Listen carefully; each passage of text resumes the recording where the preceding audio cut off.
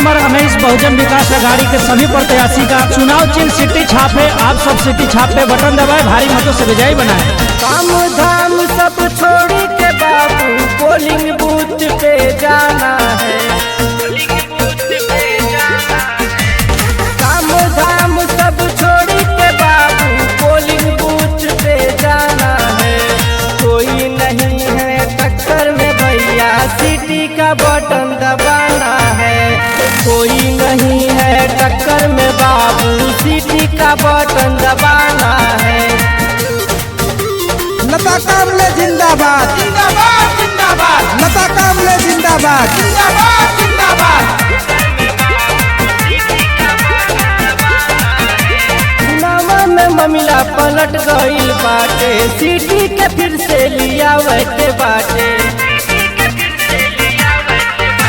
चुनाव में मामला पलट गईल बाटे, सिटी के फिर से लिया वैसे बाटे। प्रफुल्ल पाटिल अरशद भैया को लेके जलवा दिखाना है। कोई नहीं है टक्कर में बाबू, सिटी का बटन दबाना है। कोई नहीं है टक्कर में बाबू, सिटी का बटन दबाना है। प्रफुल्ल भाई जिंदाबाद जिंदाबाद जिंदाबाद। अरशद भाई जिंदाबाद जिंदाबाद जिंदाबाद। धर्मेंद्र यादव जिंदाबाद जिंदाबाद जिंदाबाद।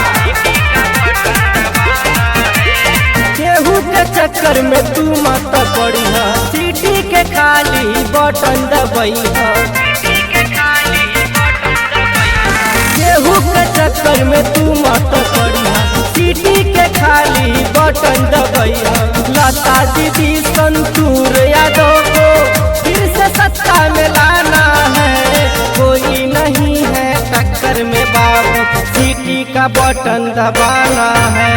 कोई नहीं है टक्कर में बाबू, सिटी का बटन दबाना है।